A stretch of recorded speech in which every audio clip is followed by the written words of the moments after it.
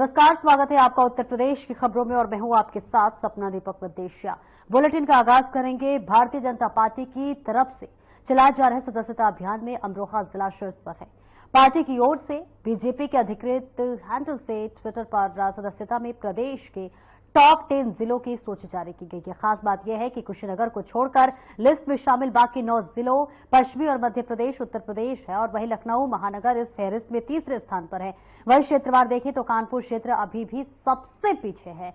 BJP की तरफ से पोस्ट की गई सूची के अनुसार अमरोहा और हरदोई जिले में नंबर 1 की रेस का नजदीकी मुकाबला है।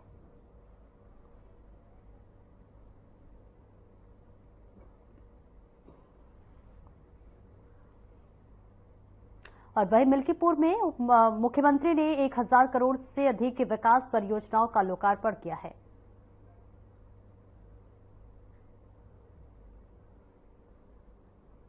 पटेल जी, विधान परिषद सदस्य श्री हरिओम पांडे जी,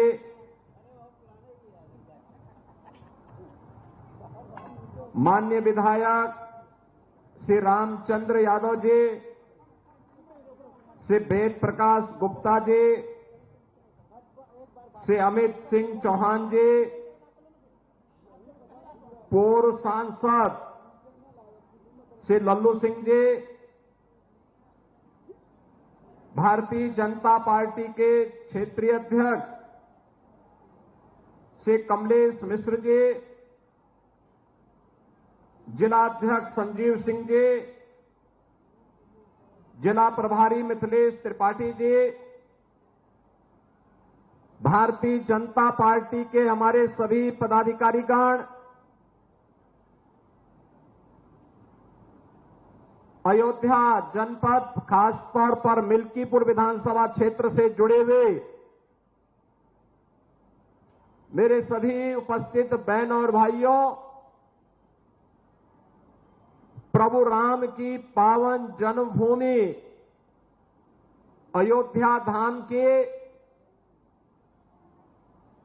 ऋषि मुनियों संतों की परंपरा से जुड़े हुए इस क्षेत्र को कोटि कोटि नमन करते हुए आप सभी को मैं आज डबल इंजन सरकार की 1005 करोड़ रुपए की इन परियोजनाओं की सौगात के लिए हृदय से बधाई देता हूं। आप सबको मैं अभिनंदन करता हूं। बहनों और भाइयों, अच्छी सरकार होती है तो विकास लेके आती है, सुरक्षा लेकर के आती है, शांति और सौहार्द का माहौल बनाती है, युवाओं के लिए रोजगार की संभावनाओं को आगे बढ़ाती है, बिना भेदभाव के विकास के कार्यों को हर गांव गरीब के घर तक पहुंचाने का कार्य करती है, गरीब कल्याणकारी योजनाओं को बिना भेदभाव के हर गरीब तक, हर किसान तक, हर नौजवान और हर महिला तक पहुंचा करके उनके चेहरे पर खुशहाली लाने का कार्य करती है। और भारतीय जनता पार्टी ने प्रधानमंत्री मोदी जी के विजन के अनुरूप उनके नेतृत्व में पिछले 10 वर्षों के अंदर विकास के इन कार्यों को इसी द्रुत गति से आगे बढ़ाने का कार्य किया है। बहनों और भाइयों, उत्तर प्रदेश आज जो विकास की दौड़ में देश के आर्थिक विकास का ग्रोथ इंजन बनकर के उभरा है। याद करिए, 2017 के पहले यही उत्तर प्रदेश भारत के विकास का बैरियर माना जाता था। उत्तर प्रदेश के नौजवानों के सामने, उत्तर प्रदेश के नागरिकों के सामने पहचान का संकट तत्कालीन सरकार ने खड़ा किया था। अराजकता उत्तर प्रदेश में चरम पर थी, विकास की योजनाओं में भेदभाव होता था, महापुरुषों का अपमान होता था। हमने पिछले 7 साढ़े 7 वर्ष में भारतीय जनता पार्टी की डबल इंजन सरकार ने विकास के कार्यों को द्रुत गति से आगे बढ़ाया। आज आपको 4 लेन की सड़कें दिखती होंगी, 2 लेन की सड़कें दिखती होंगी, गांव की बेहतर कनेक्टिविटी दिखती होगी, गांव-गांव और मजरे-मजरे में बिजली भी और पानी की भी व्यवस्था आज आपको दिखती होगी। बिना भेदभाव के हर गरीब को एक-एक आवास उपलब्ध होते हुए आपको देखना होगा। हर गरीब के घर में शौचालय बनाने का कार्य उत्तर प्रदेश के अंदर 2 करोड़ 62 लाख परिवारों को एक-एक शौचालय देने का कार्य इन 7.5 वर्ष के अंदर किया गया, तो 56 लाख गरीबों के एक-एक आवास भी बने। 1,20,000 मजरों तक बिजली पहुंचाई गई, तो 1 करोड़ 56 लाख से अधिक परिवारों को फ्री में बिजली के कनेक्शन भी दिए गए। 1 करोड़ 83 लाख परिवारों को उज्ज्वला योजना के फ्री के सिलेंडर भी दिए गए। और इसी अयोध्या में हमने घोषणा की थी कि होली और दीपावली में फ्री में भरा हुआ सिलेंडर भी इन परिवारों को उपलब्ध करवाने का कार्य करेंगे। यह कार्य भी गत वर्ष से प्रारंभ हो चुका है। फिर दीपावली आ रही है, फिर से भरा हुआ सिलेंडर इन परिवारों को प्राप्त होगा। बहनों और भाइयों, 15 करोड़ लोग उत्तर प्रदेश में फ्री में राशन का लाभ प्राप्त कर रहे हैं। आज जो ये सुविधा मिल रही है, क्या 17 के पहले संभव था? 17 के पहले गरीब का राशन समाजवादी पार्टी के गुंडे हजम कर जाते थे। किसी गरीब को राशन नहीं मिलता था। किसी भी जिले का जो जितना बड़ा माफिया था, जितना बड़ा गुंडा था, वह समाजवादी पार्टी का शागिर्द था, उनका पदाधिकारी था। वहां पर संगठित अपराध में लिप्त माफिया भी थे, भू माफिया भी थे, पशु माफिया भी थे, वन माफिया भी थे, खनन माफिया भी थे। एक-एक कोई भी माफिया किसी भी क्षेत्र का होगा, वह समाजवादी पार्टी से प्रदेश के अंदर जुड़ा हुआ था। और परिणाम क्या था? ये माफिया की पैरेलल सरकार चलती थी। बबुआ अपने घर के बाहर नहीं निकलता था। बबुआ 12 बजे सो के उड़ता था और प्रदेश की जनता पिसती थी। माफिया समानांतर सरकार चला करके अराजकता और गुंडागर्दी का एक और तांडव करते थे। दूसरी तरफ मुस्लिम तुष्टीकरण की हद को पार करते हुए पर्व और त्योहारों में भी इन्होंने किस कदर अराजकता फैलाई थी, किस कदर अराजकता फैलाई थी। होली हो या दीपावली, रक्षाबंधन हो या शिवरात्रि, रामनवमी हो या जन्माष्टमी, इन पर्व और त्योहारों को इन्होंने बैन कर दिया था। यहां तक कि जन्माष्टमी के आयोजन को थाना, पुलिस लाइन और जेलों में इन्होंने रोक लगा दी थी। कहा जन्माष्टमी में भजन मत गाओ, थानों में नहीं होने चाहिए। आयोजनों को इन्होंने रोकने का काम किया था, क्योंकि हरे रामा हरे कृष्णा की धुन कुछ लोगों को पसंद नहीं थी, इसलिए समाजवादी पार्टी इसको बैन करती थी। कांवड़ यात्रा पे रोक लगाते थे। और किस कदर की अराजकता थी। तो आप सुन रहे थे सूबे के मुखिया योगी आदित्यनाथ को, जिन्होंने विकास परियोजनाओं का लोकार्पण किया, शिलान्यास किया और इसी के साथ साथ उन्होंने जनसभा को संबोधित किया और 2017 के पहले के भी कार्यकाल का जिक्र किया कि किस तरह से जो है गुंडा राज था। इसी के साथ आपको बता दें उन्होंने तमाम बातों का जिक्र किया। आगे बढ़ते हैं। नई दिल्ली में आरएसएस के सर संघचालक डॉक्टर मोहन भागवत ने कहा कि वेद भौतिक और आध्यात्मिक ज्ञान की निधि और अखिल ब्राह्मण के मूल है। वे सारी दुनिया को जोड़ने का काम करते हैं। कार्यक्रम के अध्यक्ष श्रद्धेय स्वामी बालकानंद जी गिरी जी महाराज, उपस्थित सभी पूज्य संत चरण, उपस्थित सज्जन, वेदों के विद्वान, नागरिक सज्जन, माता भगिनी, उत्साह बढ़ाने के लिए मैं आया हूं। वेदों के बारे में बोलना मेरा अधिकार नहीं है, परंतु अब जहां संघ ने मुझे बिठाया है वहां मुझे बुलाते हैं, मेरे आने से उत्साह बढ़ता है तो काम हो गया, लेकिन बोलने के लिए भी कहते हैं तो फिर बोलना पड़ता है। वेद और भारत ये कोई दो बातें नहीं है। वेदों में ज्ञान है और ज्ञान दोनों प्रकार का है, भौतिक भी है, आध्यात्मिक भी है। भगवान ने गीता में कहा है त्रैगुण्य विषयाद वेदा। प्रकृति त्रिगुणात्मक प्रकृति है जिसके अंदर सारी सृष्टि है, उसका ज्ञान भी वेदों में है। लेकिन आगे कहा है निस्त्रैगुण्यो भवार्जुना। तो वेदों में जो त्रिगुणात्मक ज्ञान है उसके परे जाकर वेदों में उसके परे का भी ज्ञान है, अविद्या भी है, विद्या भी है, उसको प्राप्त करो, ऐसा गीता में कहा गया है। तो ये वेदों का, वेद अपना ज्ञान निधि है और ये वेद हम जानते हैं कि ये लिखे नहीं गए, ये सोचे नहीं गए, ये देखे गए। मंत्र दृष्टा थे ऋषि, उन्होंने ये सब देखा। तो प्रश्न मन में आता है कि ये ऐसे मंत्र पुस्तकों के पन्ने आते हैं क्या सामने? ऐसा उसका अर्थ नहीं है।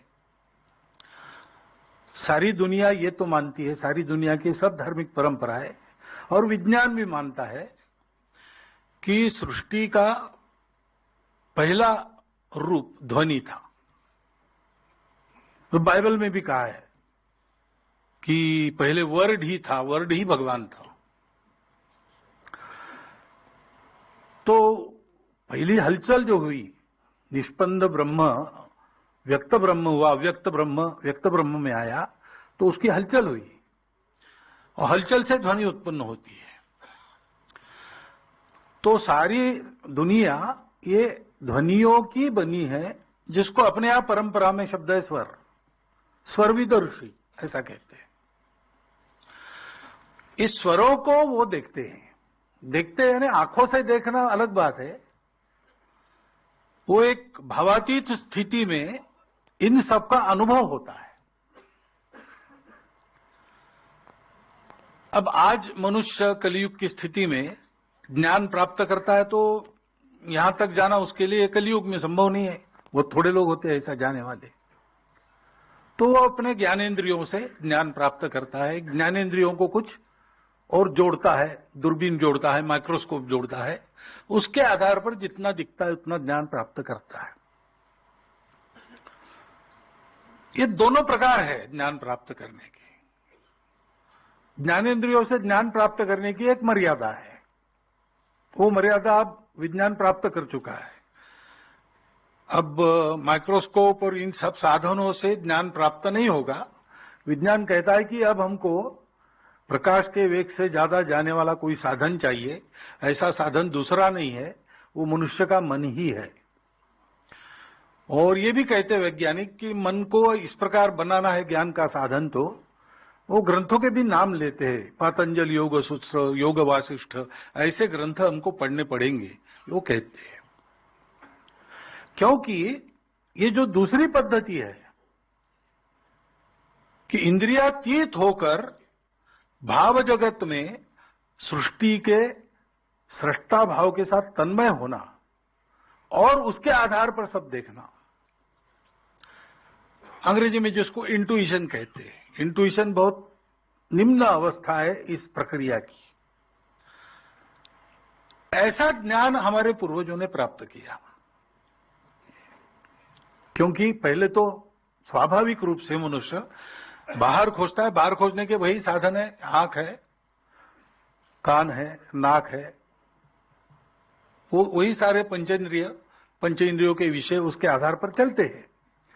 सारी दुनिया ऐसा ही कर रही थी सुख के खोज में, लेकिन जब उस समय सुख मिलता नहीं, शाश्वत कोई बात मिलती नहीं, टिकने वाली कोई बात मिलती नहीं है, ऐसा जब प्रतीत हुआ तो बाकी दुनिया में लोगों ने खोजना बंद कर दिया, ये समझ के कि ऐसी कोई एक चीज है ही नहीं है, कोई शाश्वत सुख वगैरह नहीं है, सृष्टि नाशवान है, सुख के साधन कम है, खाने वाले बहुत ज्यादा है, इसलिए स्पर्धा है, आपस में लड़ो मरो लेकिन सुख से जियो, सुख प्राप्त करने की क्षमता बढ़ाओ और सुख प्राप्त करने के लिए जो समय भगवान ने दिया है उसको बढ़ाओ, ज्यादा जियो और ज्यादा उपभोग करो, यही जीवन है, उसके लिए शक्ति की आवश्यकता है। लेकिन हमारे यहां लोग रुक गए नहीं, रुके नहीं यहां, उन्होंने अंदर खोजना प्रारंभ किया, क्योंकि हमारे यहां हमारी मातृभूमि भारत है, वो सुरक्षित और समृद्ध थी। समृद्धि होने के कारण यहां हमको अपना जीवन जीने के लिए स्पर्धा नहीं करनी पड़ती थी, सबके लिए भरपूर था, और चारों ओर से सुरक्षित होने के नाते आक्रमण का भी भय उस समय नहीं था। तो हमको लड़ने की जरूरत नहीं पड़ी, कुछ नहीं पड़ी, स्पर्धा की जरूरत नहीं पड़ी, तो फुर्सत भी थी, और ऐसा सात्विक जीवन जीने के कारण प्रवृत्ति भी थी। तो हम यार रुके नहीं, हमने कहा बाहर नहीं मिलता तो अंदर है क्या। खोजते खोजते हम अंदर वहां तक पहुंच गए, और पहुंचने के कारण फिर हमको ये पता चला कि वास्तव में सारा विश्व एक ही है और सब एक दूसरे से जुड़े हैं।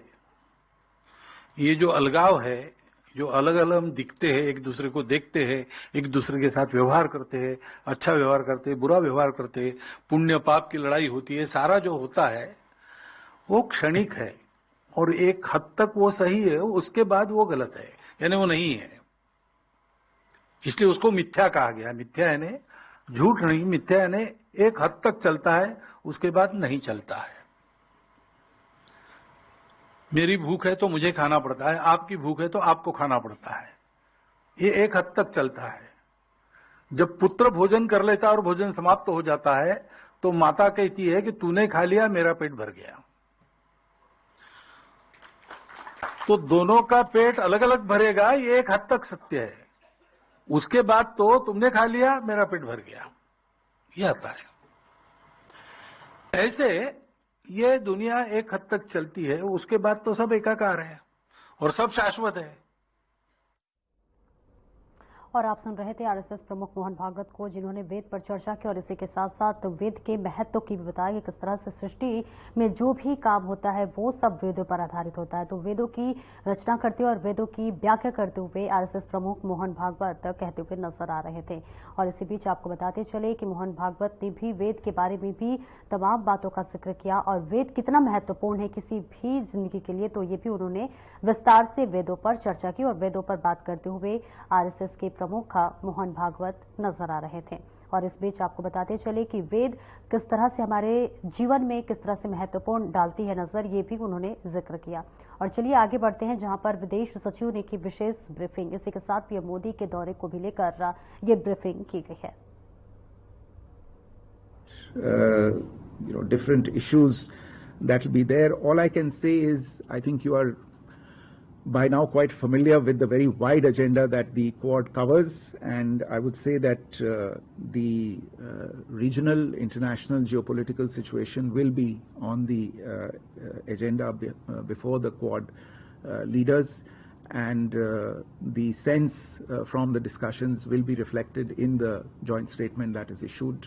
I think we should wait for that to come out, but I can assure you that all the key challenges confronting the international community insofar as aspects related to development, to peace, to security will be discussed by the leaders. Huma, you mentioned about bilateral agreements related to defense, maritime security and space. Look, in terms of the agreements that will be exchanged between the two sides, I have already referred to the two agreements that we will do bilaterally. That is the IPEF pillar agreements and the drug framework agreement. With regard to others, these are obviously issues that are under discussion and intense discussion between the two sides. Whether they have reached the level where an agreement can be announced is difficult to say at this point in time. Maybe there are a few more steps that we need to take before we can conclude agreements in these areas. But they will all form a part of the discussion in the very, very broad and rich agenda that the leaders have before them. So Hasini, your question, again, I think insofar as proposals for peace, etc. are concerned, I've already answered that. With regard to meeting with President Zelensky, I'm not aware of a request at this particular time insofar as these bilateral meetings are concerned. As I said, we are still finalizing the exact agenda of the bilateral meetings. Your other question on IPEF and whether we are joining the trade pillar. As you know, we had earlier joined the supply chain pillar. If I'm not mistaken, that was the first pillar that we had joined. There are two more pillars, one related to, I think pillar 3 is related to the clean economy and pillar 4 is related to a fair economy. And there is an overarching agreement. We are joining pillars 3 and 4 and the overarching agreement. So at the end of this exercise, we would have done 2, 3, 4 and the overarching agreement. These agreements, in a sense, the work on signing and ratifying them has already been done, and the event that will take place in Wilmington will be essentially depositing our instruments of ratification with the US Department of State, which is the repository for these agreements. Work and discussion on the trade pillar continue at this point in time. Take more questions. Jackie first. Hi, Jackie Masters from BBC. And forgive me if I've just not understood an earlier question or answer, but can I just check? Nominee Trump, in a statement a couple of days ago, said that while the Prime Minister is a fantastic man, India is a great abuser in trade. Will this be discussed in the meeting that the nominee says will be happening? Ram Prakash. Sir, Brahma Prakash Dubey news India से।